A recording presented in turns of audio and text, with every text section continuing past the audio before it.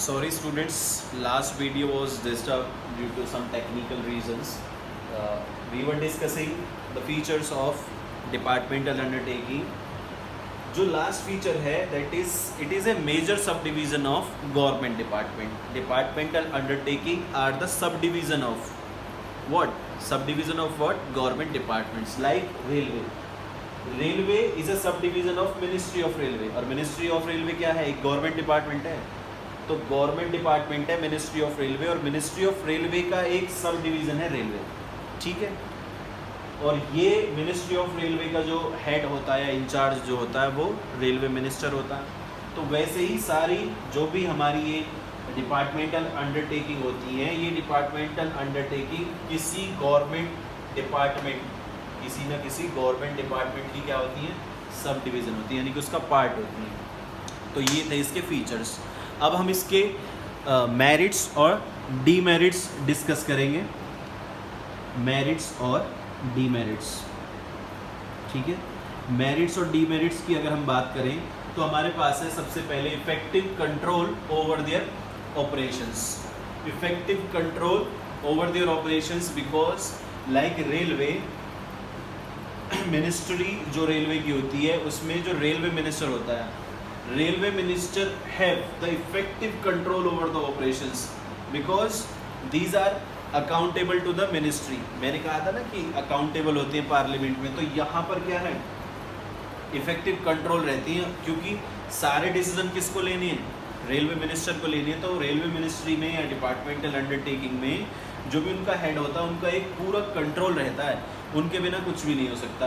Next है high degree of public accountability. ये भी हम डिस्कस कर चुके हैं. पब्लिक अकाउंटेबिलिटी इसलिए क्योंकि पार्लियामेंट में जवाब देना होता है और हम डायरेक्टली नहीं पूछते.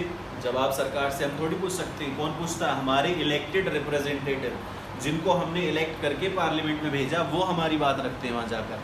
तो इस तरीके से high degree of public accountability होती है. If anything goes wrong in such departmental undertaking, like many time we have seen that if any mishappening occurs in railway, कोई एक्सीडेंट हो जाता है तो रेलवे मिनिस्टर को अगर जवाब देना पड़ता है ना पार्लियामेंट में, तो that is why high degree of public accountability होती है. यहाँ पर जवाबदेही पूरी है.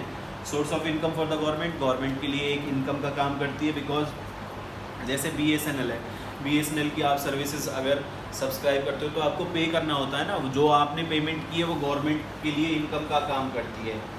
और ये departmental undertaking is very suitable या very much suitable when national securities is concern, यानी कि जहाँ पर हमारी राष्ट्रीय सुरक्षा का सवाल हो, तो वहाँ पर डिपार्टमेंटल अंडरटेकिंग जो एक बेस्ट फॉर्म होती है. क्यों ऐसा?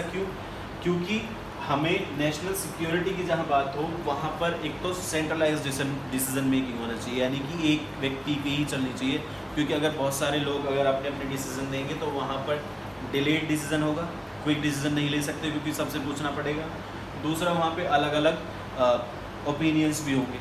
ठीक है. जितने ज़्यादा लोग होंगे उतनी अलग अलग जो है ओपिनियंस मिलेंगे. तो अगर नेशनल सिक्योरिटी की जहाँ पर बात आए तो इस तरीके की डिपार्टमेंटल अंडरटेकिंग जो है वो बेस्ट होती है, क्योंकि यहाँ पर एक तो क्विक डिसीजन मेकिंग होती है, हम वेस्ट नहीं करते टाइम, किसी से पूछने का ज़रूरत नहीं है. दूसरा, यहाँ हमारी जो भी सीक्रेट्स होते हैं, ठीक है, जो भी हमारी कॉन्फिडेंशियल इन्फॉर्मेशन होती है, उसको हम उसकी सीक्रेसी को मेंटेन करते हैं, यानी किसी के साथ हम शेयर नहीं करते. तो हमारे जो भी सीक्रेट्स होते हैं वो दूसरे लोगों को, जिनसे हमें खतरा है, पता नहीं चलते. तो जहाँ पर नेशनल सिक्योरिटी का सवाल उठता है वहाँ पर डिपार्टमेंटल अंडरटेकिंग बेस्ट है, क्योंकि सारा कंट्रोल किसके हाथ में? सरकार के में.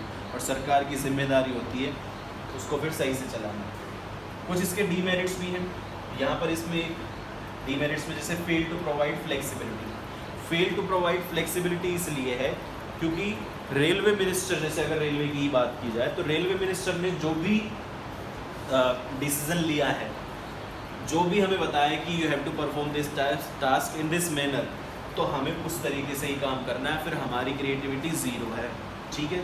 वहाँ पर फ्लेक्सिबिलिटी नहीं है, क्योंकि हमें जैसे बताया वैसे ही काम करना है. जो चैनल ऑफ कम्युनिकेशन बताया है, जो भी हमें तरीका बताया, हमें उसको वैसे ही फॉलो करना है.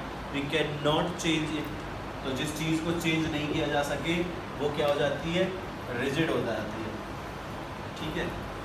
ठीक है. ये फ्लेक्सिबिलिटी नहीं है यहाँ पर, ये रिजिड है, क्योंकि हम इसको चेंज नहीं कर सकते. कौन चेंज करता है? रेलवे मिनिस्टर, तो रेलवे मिनिस्टर ने जो भी हमें कहा हमें वैसे ही फॉलो करना है, तो it leads to inflexibility, leads to delay भी।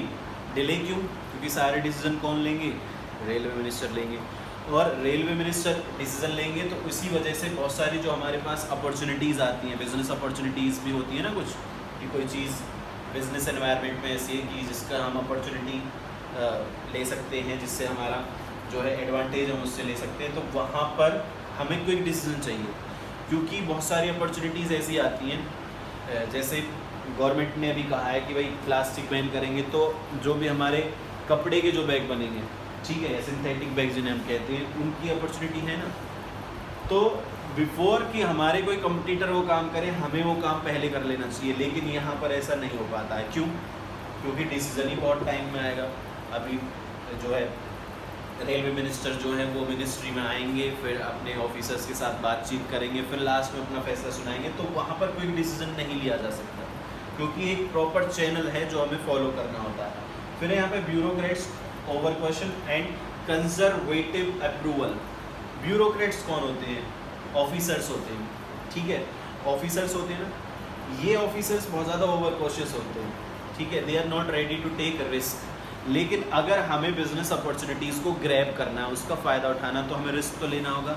लेकिन इनका कोई इंटरेस्ट नहीं है, क्योंकि इन्हें लगता है कि यार हमारी तो नौकरी चली जाएगी अगर कुछ गड़बड़ हुआ, ठीक है।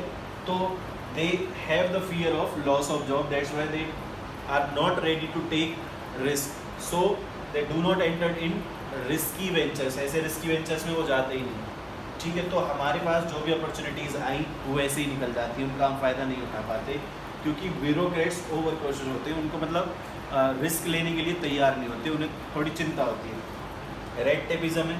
रेड टेपिज्म का मतलब होता है लाल फीताशाही। लाल फीताशाही का मतलब ये है कि जैसे एक पहले सीरियल भी आता था, टीवी सीरियल, जिसे हम ऑफिस कहते थे, जो शाहिद कपूर उसके फादर उसमें ग्रेट एक मेजर रोल जो है उन्होंने प्ले किया। ऑफिस में क्या होता है कि अगर कोई भी काम करना हो तो उसमें एक प्रॉपर चैनल होता है जो फॉलो करना होता है, ठीक है।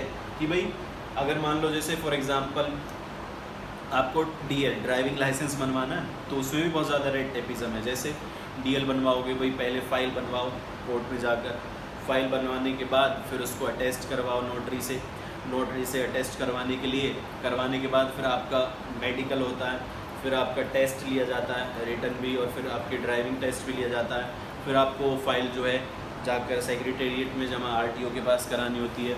फिर आपको फ़ोटो के लिए बुलाया जाता है। फिर आपको जो है एक लर्निंग लाइसेंस दिया जाता है। फिर उसके 45 डेज़ के बाद आपको परमानेंट लाइसेंस मिलता है। तो बहुत एक कॉम्प्लेक्स प्रोसेस होता है जो पूरा ही फॉलो करना होता है। वैसे ही डिपार्टमेंटल अंडरटेकिंग में भी एक रेड टेपिज्म है, ठीक है। हर एक काम को एक प्रॉपर चैनल है, एक प्रॉपर माध्यम है जिसके द्वारा ही किया जा सकता है। अगर हम उसको वायलेट करेंगे तो फिर फाइन और पेनल्टीज़ लगेंगी।